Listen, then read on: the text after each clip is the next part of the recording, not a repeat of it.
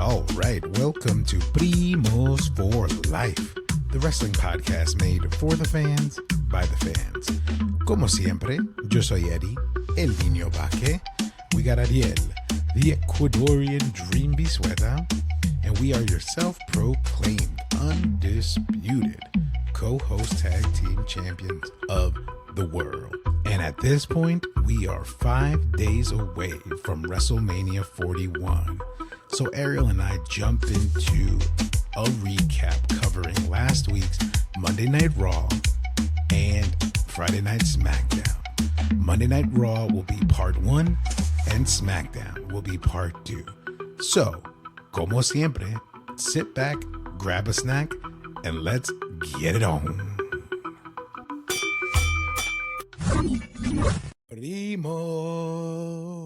What's going on, dude? Yeah, I'm just giddy, man. I'm excited because we are less than a week away from WrestleMania, bro. Coming down the pipeline, coming down the stretch, whatever you want to say. It is time. Put up a shut up time.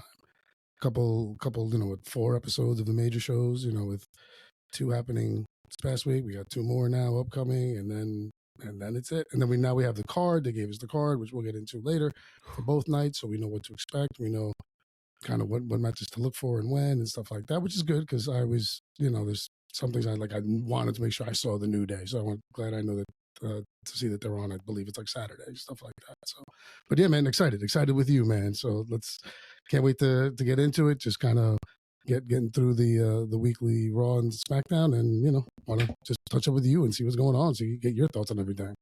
Yeah, man. No, I'm just I'm with you, man. I was very happy with Raw and SmackDown this week. Just slow pace to kind of just really, kick it home, which I feel like next, this upcoming Monday and Friday's SmackDown will be the things to really just get us to WrestleMania night 1 and 2, officially. Yeah, but a lot to talk about. A lot, a lot of stories like really coming to, alignment with like, okay, WrestleMania. And then there's a couple of things too that I saw on SmackDown specifically that I was like, I wonder why they're doing this. But I mean, it's just too much on the card, so much talent. It's just, I get it. You know what I mean? But yeah, I like it, I don't like it, but we'll get into it, for sure. Yeah, they can't do everything because even though it's 2 nights, you still can't fit everything because, to your point, with what you've been saying in the past couple episodes that we've done, it seems like Hunter's focusing on less matches and getting more things out there on these, not only PLEs, but on the regular shows too. So, yeah, but we'll get into it. Absolutely. Yeah, for sure. So let's just jump right into Monday Night Raw out of Minneapolis, Minnesota. Opening segment was the contract signing for the triple threat for the ladies, Bianca, Rio, IYO. For me, I enjoyed the segment just for 2 reasons. One, finally IYO gets the last laugh, right? Because at the end of it, she ends up drop kicking both of them, which made me really happy. Of course. Well, I mean, she got mushed again. They mushed her again. Mm-hmm. So that's not fun. I didn't like that at all. But again, she finally got the last laugh there. And the other thing that I liked was, Bianca's little part about like shutting Rhea up. I actually really appreciated that. You know what I mean? Like I like that she was like, at first I would be mad about this, but you know what, at this point, kind of to what you mentioned a few weeks back, they all just were like, whatever, we're here, just throw her in the match. We don't care, whatever. So you did call that. Yeah. But I did love the way she shut her up. And she was like, as Rhea was about to speak, Bianca was like, no, you whined enough for the last couple of weeks. You don't get to say anything. Yeah, and I was like, yes, thank you. You're 100% correct. I thought that was really well done as well. I thought it was really cool on Bianca's part to be like, no, you're not talking. You did it. You cried your way in. And that's what I was going to say to you. I was like, well, yeah, we said they're going to just get annoyed and just be like, put her in the match so we can just be done with this and let's have the match. And sure enough, done. And I love IYO finishing with the just walking out with the belt in hand. I thought that was great, but solid. And Bianca did great. Rhea, fantastic. It was good. I was really quite enjoyed that first segment. Yeah, absolutely. So pretty. So that's solidified. That's the match. They all signed the contract. IYO walks out with the belt, and both of them on the floor. So really happy with that. And then we jump into a Judgment Day segment about the IC title, where Liv admits in front of Finn Balor that it was her that got her Dom into the match. And you could see already Finn throwing in those bad, like those punches and stuff like that about like, oh, it doesn't matter what people say about you, that you suck and you're this and you're that and you're not tough enough and all this stuff. Quick jabs, little quick shots, little quick shot. Like, oh yeah, what does it matter that people say that you're not good enough? Yeah, that you stink. What is it? Like, oh, dude, really, dude? Like, you're such a baby. Like, all right, well, we've been waiting for the implosion. But go ahead, sorry, continue. Sorry. Yeah, no, and it was good. It was a good segment. Cherry on top was Carlito, talking about like, well, don't worry, Dom, I got your back. And the Mall of America is huge. I've been there, and I'm just like, what? the new R-Truth, the new R-Truth. It's funny. He's good. No, it was great. And then to see that Liv is the reason that it happened, you're like, great, this will bring the disdain and everything there. And to find out, like it's going to be 2 members of the Judgment Day. So you're like, okay, how are they going to spin this and have Braun and Penta in there? I'm very interested to see the dynamic of how they work this, because they're doing a few of these multi-person matches. Like the women's is a 3-way dance. This is now a 4-way dance. So it's going to be interesting to see the dynamic and how they work it. But the segment was good. I thought it was quite funny. Carlito, of course, and Liv is just playing the perfect like little stick it to Finn and gonna drive a wedge, but always behind Daddy Dom. Like, it's great. It's funny. Yeah. No, I was totally down with it. But awesome segment. Like the comedic relief at the end, and then we see Bailey and Lyra Valkyria come out.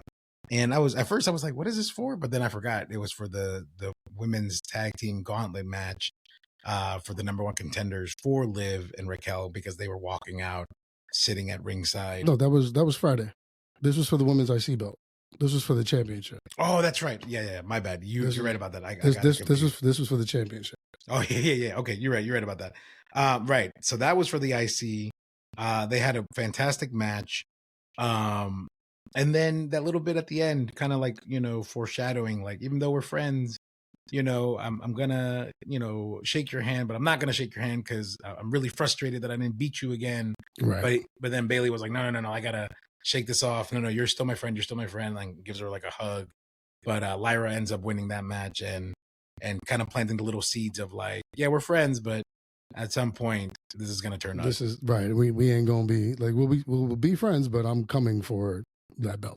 Like, that's right. I will have it. It's like the Orton Rhodes situation where Randy just, every time Randy's around Cody, he just stares at the title. Yeah. Stuff like that. So yeah. So that was a pretty good setup for what comes on SmackDown later on in the week, which we'll get into a little bit later. Right. Next segment is Bert Kreischer, right, with American Made. That was a little funny segment there where Chad is like, oh, I'm so glad you came here to see us. And Bert was like, I'm not here to see you. And then Otis comes out and he's like, yeah, and they have a little nice moment. And he's like, the ripping of the shirt, that's my thing. And I like what Otis said. He says, babe, it's our thing now. And then they like belly rub and hug each other. It was pretty cool. I liked it. It was a fun segment because you need the comic relief there. And it takes it's a way to kill some time and give Otis a little tough screen time because they still want to figure out what they want to do with him.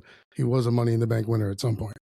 So they like him. So we'll see. But yes, no, it was funny little thing backstage, just a little comic relief to throw in, get you 2-3 minute buy until you get to your next segment. Yeah. And then we get the little bit of the AJ Styles promo talking about how he wants to like embarrass Logan Paul. Karrion Kross interferes, basically setting up the match for next Monday after Mania. And again, with these little planting of the seeds of like, Karrion was like, yeah, we got him. You know what I mean? Like, okay, got what? What is happening? You've been doing this for months. What's the payoff? What are we building up to? Yeah. Hopefully something good. I mean, you would think, because the Hunter likes Karrion Kross. He's backed him every time he's had him, and NXT's pushed him and stuff like that. So you figure he's got something for him, and I mean, he did this with the New Day, and look what happened to them. They turned, and now they're back on a good rise. So, like I said, hopefully it pans out. I know they let Authors of Pain go and Paul Ellering go and stuff like that. So that's why that was the final testament, whatever. I think that's why they broke up. But we'll see. But, yeah, because Scarlett said it too. She's like, I think he bought in or whatever, and he's like, yeah, me too. It's like, okay, yeah. So just waiting to see that payoff. Hopefully, it's really good, and hope it's like deeper than what they're letting on. You know what I mean? Like I hope it's like a bigger trap than we could ever imagine. It's like oh man, massive psychological warfare. Like, like I'm so in your head, just like it's going down. For real. So that's pretty good. Then we get into the next match, which is LWO versus American Made and El Grande Americano, right? Oh man. This is overall fantastic match. Oh yeah, no, the match was great. Yeah, and LWO, got to give it to those boys, man. High flying all over the place, and even American Made. I mean, those guys are pretty solid. I hope to see them do more. I really hope they get to a point where, like, you know, like kind of like what Team Angle got, and all of them got the gold at some point. I would love to see that. Like maybe even for like you know, like a month. I would just love to have them, all of them, be champions at some point at the same time. Yeah, like you put like the U.S. champion on Gable, and then give them the whatever, and then Ivy gets the with the women's. Or one part of the women's. It doesn't matter what it could be, IC, heavyweight, whatever. Yeah, exactly. But overall, good match. But obviously, Chad ends up cheating rather. Ivy gives him the metal plate for the mask. Ray, you know, is aware of this, and which sets up something for later. But then headbutts Dragon Lee, and then LWO takes the loss. He takes the thing, sticks it under his mask, headbutts Dragon Lee, knocks him out. You know, just another way to conceal, you know, like the brass knuckles or the something, you know, whatever. You put it underneath your wrist tape or what have you, stuff like that. So yeah. They're pretty awesome. I like what they're doing. A lot of, you know, new things or things that we haven't seen in such a long time, or we've seen in other promotions. Really cool. Really expanding here, you know, just overall wrestling fandom. You know what I mean? We've seen it somewhere at some point, you know, so awesome. Callbacks. A lot of good callbacks. Yeah. No complaints on that. Then we jump into the Gunther and Jay segment, which real off the top, man, I wasn't really too crazy about it. I didn't like that Gunther, and I get it why they did it this way. Like Gunther didn't have a microphone to talk back. So, because to be honest with you, if he did, I personally feel like he would have destroyed Jay. Well, Jay slapped it out of his hand. Right. Like, so you sent the message. He came out there with that fucking smile on his face. Yeah. Getting ready, and Jay just smacked it in his hand. It's like, nope. Essentially, about Bianca Belair. No, you don't get this. I more so didn't care for the promo because if someone jumped my brother like that, I'm not standing 3 feet away from you for a good 6-7 minutes and not putting my hands on you. Exactly. That is not happening. Well, I would have just been like, it would have been one of those, I forget what it was. I think it was Damian Priest on somebody when he picked up the mic and he goes, nope. And he just threw it and he just started beating whoever it was. Like, yeah, good callback. You know, that's like good. That's something that I wish would happen, where he just been like, you know, Gunther, and then just threw the mic down, and then just you would have to separate them, or he got him handcuffed or something like that, or, you know, like something. But it was just, I was just like, okay. But I mean, the way, the anguish that was in Jay's face, the way everything was happening, and he even said, he's like, you smeared my brother's blood on you. Like, no, man, no. You can't sit there and tell us that entire segment how much you love your family and families is important, and not grab Gunther and just start swinging. Yeah, no, agreed. And that was one of the problems that I had with the segment. I didn't like that. I didn't like that. Just it didn't come off believable. You know what I mean? Like, I feel like Jay is such a goofball. And even at the moment when he was trying to get the promo across, the fans kept yeeting, and he kept like telling them like, shush down, like this is serious. But even then I was like, no, man, whether they eat or not, I don't see you as a threat. Like, you know what I mean? Like, you're not. No, see, I do see him as a threat. And I think this was the perfect time to reinforce that. Yeah. 2 weeks coming, because that's the thing. If you're going to put the belt on him, you have him stand tall this week, Gunther stand tall next week, and then Jay get his moment at Mania. Yeah. So I wasn't a fan of. I wasn't a fan of it, and because like I said, I believe Jay can be that guy. Like they've had him in the New Day, but the Usos in the New Day had some of the best tag matches in WWE's tag division in a while. Like they were really, really fantastic. Yeah. So I know how good he is. Like, and I think he could have done more. And I just felt a little underwhelmed with the segment. Like I think they could have done more, made it more believable if you're trying to sell that his brother's in the hospital. Like, no, you're not putting my family in the hospital, and I'm not coming after you with everything that I have. Yeah, especially the way that he's like, I had to explain it to my mama. Like that part was all emotional, and like it started off strong, but then it just kind of fizzled out for me. And then actually, to your point, I heard Samoa Joe say this about his promo a few years back with Brock Lesnar. Remember when he got in his face and he was like, "You look at me when I'm talking to you," and like they butt heads. Like he said in that interview that I saw, he said that in real life, when people are talking like that, it's gonna get physical. So that's the one thing in wrestling that he feels like they don't get to do enough of, because it's always just talking back and forth, and then nobody gets hit, and then everybody walks out, and the segment's over.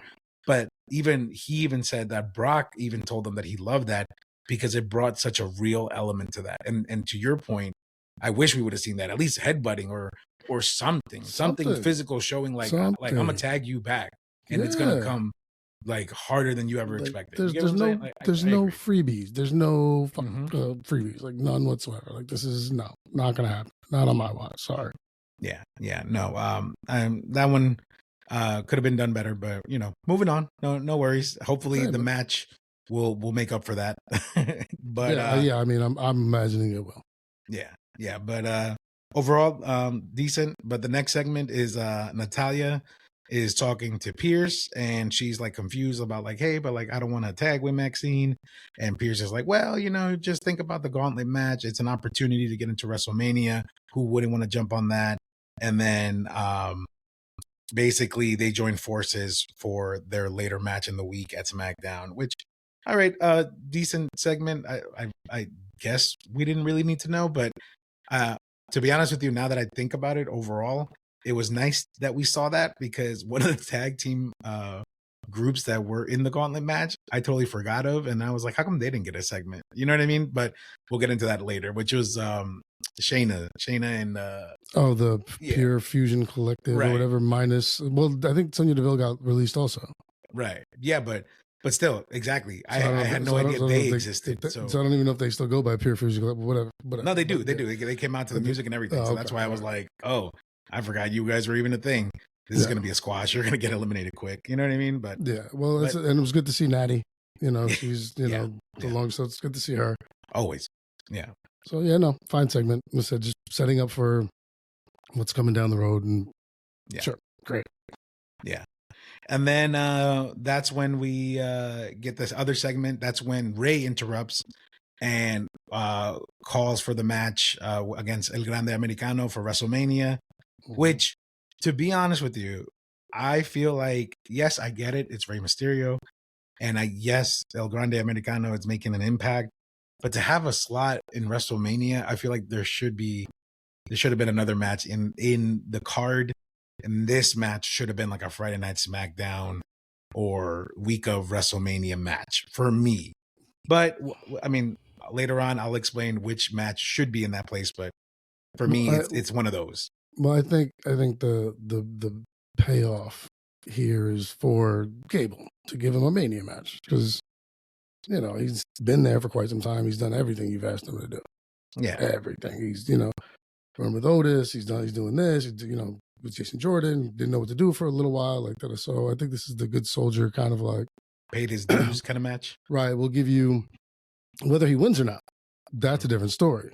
But I think this is more so like a pay your dues. Like, thanks for being that guy. Like, you've paid. Like, we're gonna give you a match there, and this gimmick is kind of working. Now, I agree with you. There's definitely one match that comes to mind that I think could replace this on the card, on Mania, but that's going to be on SmackDown. I think the Friday. Like, so I agree with you, but I think this was, especially because at this moment in time, the El Grande Americano thing is kind of over for for the time being. So it's like, all right, let's get it in, use it, and kind of go from there. But yeah, I agree. Not loving the that this got in over a couple of things, but I understand why it's there. Yeah, no. I mean, I get it, but again, we'll definitely jump into that a little bit more later. Then the actual next match is the New Day versus the War Raiders. Awesome match. It started off really well, did really strong. Then ended up in Eddie Guerrero DQ style kind of situation where Xavier had the chair, throws it at Ibar, and then he actually does hit him though, and then the ref catches him, disqualification, and then New Day goes, ham on them. Yeah. And it's solid. I'm still not on the New Day train, but it was pretty solid. Crazy pants. You got your crazy pants on, dude. No way, man. This is awesome. This is fantastic. I thought it was great. Very well done. I was surprised to see him hit him. Yeah. I figured he was going to take to just lay down and be like, oh, But when he hit him, I was like, oh, well, then this is dandy. Like we're good here. We're setting up off to the races for sure. Exactly. Like we're going to Mania. We're going to be just fine. I'm expecting to see a title change there. I'm expecting to see the New Day come out on top. But this was great, awesome, A+ in my book because I just love it. And then at the end, just to have them and it's funny because before this was the Gunther segment, and people want to. You want to hate Gunther for doing that, for beating him, Jimmy, when he's down and he can't defend him, Jay can't defend him. And then I'm watching the New Day do it to the War Raiders, and I'm like, yeah, get him. No, don't let him get up. Beat him down. It's funny. So, but once again, the juxtaposition of, when you're a fan to who you like and who you really don't care for. So, but really well done segment. I thought it was great. Yeah, for sure. And then the bonus for me was that's when Tony Hinchcliffe joined commentary. And he was all for New Day. He's like, I love the New Day. They're amazing. Yeah. Ever since they got rid of that, dead weight Big E, that was just like, what? Yeah, no, that was good. And then because he even said, he was like, what? They got hit. They were supposed to win the match. These Warriors are terrible. They're cheaters. It's like, yeah, great. This is my guy right here. It's like a throwback to Bobby the Brain Heenan, the great heel, announcer, Lawler and stuff like that. Yeah. You could tell that, that's one of his like bucket list, like dream jobs that he was able to do. And he definitely delivered. So it was good. Oh, it was well done. He did a really good job. And then made me quite interested. It's funny because right before I started watching that, the show that he's doing, the whatever things with Hinchcliffe came up on like my things you should watch. And I'm like, what is this? And then I saw him on Raw. And I'm like, okay, now I'm intrigued. So now I probably will end up watching this. Damn you, Netflix! Yeah, they're doing good with that. With their. But hey, look at it this way: at least we're not getting 50 shots of actors in different things. Now we're only getting like one or two an episode. Yeah. So and mostly like Netflix related. Like there was that dude from the Devil May Cry, director and Love Island or some love show. Whatever. But it's not people from Smackdown. Yeah. Like, here's a guy you could see next week if you wanted. Like, it's Braun Breaker again. He's supposed to fight in 2 fights. What are we doing here? Like, come on. Yeah. But overall, awesome match. And then the way that paid off too, it looks like their match or their rematch at WrestleMania for the titles should be really good. But then we jump into the next match, which is Penta versus Dominic. And dude, great match. Good for Dom. We don't get to like enjoy him as much in the ring, and when he does, especially with somebody like at the level of Penta, I thought they did a really good job. I definitely enjoyed it a lot. I agree with you because I said it to myself sitting and watching the match. Like when it started, I was like, okay, Penta versus Dom. Let's see where this goes because we know what's going to happen. We know there's going to be interference, and like, let's see how the match goes, though, because I want to see how Dom does. And now I know how good Penta is, and I know Penta makes other people look good. But I agree with you. Dom did his thing, held his own, kept up speed, pace, everything clean. Like so, things. It was a very, very clean match, very solid match. So I agree with you. I enjoyed it, and props to Dirty Dom. I like crappy Dom Mysterio. I've come around to him. I was like, so you know what, dude? Yeah, just be a crappy dude. Like, you have your mullet, have that terrible porn stash, and let's just roll, man. Like, go. It works. But then Penta gets the win, and then Carlito attacks him after the fact, and then out of nowhere, like a missile, Braun Breaker just like splits Carlito in half, bro, with that spear, bro. It wasn't. I mean, it wasn't even a spear. It was a missile. Braun Breaker ran and decided, I'm just going to do a front flip. I'm just going to fly. And as he did his front flip, he hit Carlito with his shoulder. That's what happened. Like, he leapt up to do his front flip. And as he did that, he was like, oh, wait, hang on, Carlito, come here. And he bombed. Because my man flipped and landed. Yeah. Like, he executed it perfectly. It was like Tiffany Stratton, gymnast, Simone Biles type stuff. He literally was just like, I'm going to do a running flip, and I'm going to land it. And he hit Carlito, and just, wah! You saw just the aura come out of my man. Just like, oh, it was great. I saw that. I was like, oh, damn, I got to wind this one. And it was great. Yeah, no, super, super good, man. I enjoyed that segment. And then what I was also impressed, because obviously, then he attacks Carlito, he attacks Dom, he attacks Penta, because obviously they're going against each other at Mania. And then Finn comes out, he attacks Braun and everyone else. And good for Finn Balor for throwing some Spanish at Penta. I don't know if you caught that, but he was like, what did he end up saying? He's saying something like, "Estoy mío, cabrón," and I was like, "Es mío, cabrón, es mío." Yeah, I was like, "Okay, Finn, let's go." Yeah, he's like, "Es mío, cabrón." I was like, "Yeah, man, yeah, that's right. Tell him, let him know." Like, yeah, so genuinely excited for this match. I don't care who wins. I'll be happy if any of them win at this point.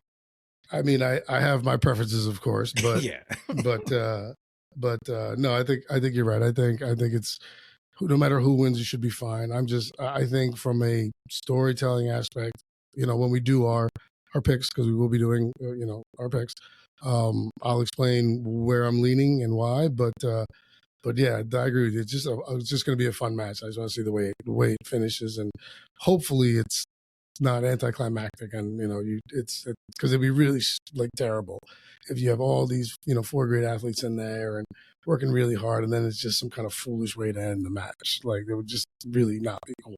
I'm not expecting that at all, because that hasn't been in any of Hunter's things. Every time he's done something, it's paid off. So we'll see. Yeah. No, but excited, very excited. Let me get back to that. Very Sorry. Yeah, no one's taking that away from you. We get it. No, agreed.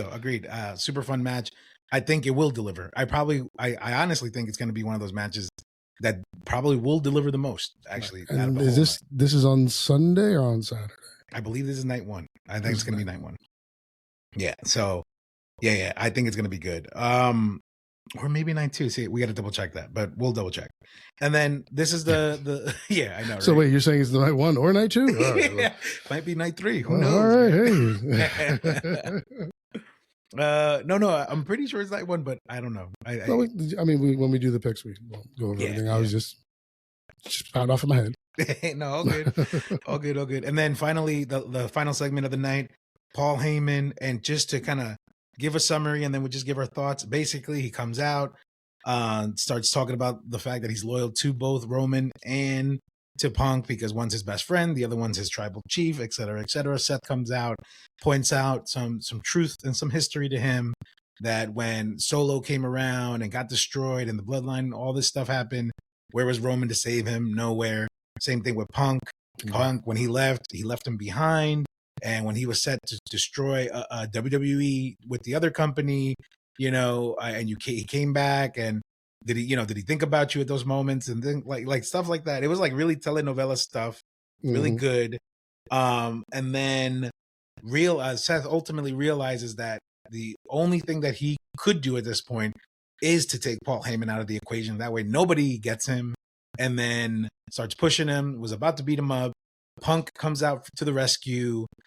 They get into this whole thing all over the ring and all that stuff, ultimately leading to Punk sliding back into the ring. Seth stomps him, knocks him out. Paul is about to, he goes up to Punk, checks on him. He's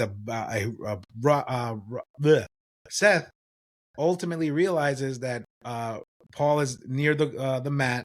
He's about to go and stomp him, doesn't, and then grabs the mic and says, "Now, Paul, you owe me a favor." And then it's over. The night is over. Right. So executive producers. Executive producer Trip Lee or something Lee, something. Paul Levesque and like I want to say like Craig Lee or something like that. Like, yeah. I try to remember it. But, so did I, and it's funny. I thought I had it, and then the minute we started talking about it, I was like, I lost it. Yeah. But and it's funny because like watching the whole thing, I'm like, okay, he's gonna start jamming him up, and then he's like, I can take you out. And I'm like, okay. Roman's not in the building, so Punk's gonna come, or maybe Paul Heyman grows a set and like pushes him and like runs his chubby penguin butt out the building. I'm not sure, but so yeah, exactly. But I'm like, I don't know what's gonna happen, but something's gonna happen. So Punk comes out, great. I see it. He starts wailing on. He gets the best of Seth for a good amount of time. Puts his head on the steps like he's about to stomp him. Seth climbs back in. Punk comes in, and then like you said, he gets curb stomped. This is where I started to get funky with it because I'm looking at it, and as soon as he got stomped, Heyman came right over him on all fours. And I'm like, he just got stomped. You figure Heyman would wait a little bit before he would come in and check on him because Seth is still roaming around in the ring, angry as hell. Why did he come in here so fast to check on him? Because that's what best friends do, bro. And then when he's on all fours, well, no, I would have pulled that motherfucker out. No, I'm sorry. I'm not going to give you a chance to land a shot. What? No, I'm pulling. Give me your arm. We sliding. You out your damn mind. I'm not getting us both killed. I'm my best friends. I get us both killed. If one of us is alive, one of us got to drive to the hospital. Yeah. Like shit. So no, but yeah, no, it was like, so I was like, why is this like, that's kind of weird. And then to see the setup of what had happened when he ran up and he stopped short of the stomp, I was like, that's why. And then I was a little thrown off by the fact that Heyman immediately like covered his mouth. I was like, oh my God, I do him a favor. You don't know him shit. Right, exactly. Like, he ain't no magical genie. He ain't doing all that. That's on him. That's on him for being stupid and not finishing the job. No, you don't know that, man. A damn thing. But selling what they do, great. I thought it was cool, fun way to try and work Seth Rollins having some juice in this thing now as well, because you were focusing more on CM and Roman because of the Heyman aspect. So a good way to kind of throw some love Seth Rollins way. Yeah. Which now, final thoughts before we move into SmackDown, makes me believe that the rumors are probably true. That ultimately Paul's going to betray both Roman and Punk, revealing that he has now taken on a new client, making Seth Rollins not only the visionary, the architect, the Beast Slayer, the King Slayer, but now he's a Paul Heyman guy. Really? I think so. Okay. I We shall see. I never even gave that one a thought. I'm like, how are they going to work this out? I'm like, he's going to have to screw one of them, and it's going to piss the other one off, and we have to figure out what happens here. Didn't figure he would screw both of them. Yeah. I don't know. Thank me. Thank the internet for that one. No, I see what it is, but I don't know. I don't know if I could just see him running with Seth Rollins for too long, because he'd have to be there for a while to have to betray his best friend and his tribal chief that he's been around for years. You would have to attach him to Seth Rollins for a 2-3 year run. Yeah. Minimum. Yeah. Which is why the only reason I'm like, not sure. But we'll see. We'll see. All right. That concludes part 1 of this episode. Part 2 is coming up next.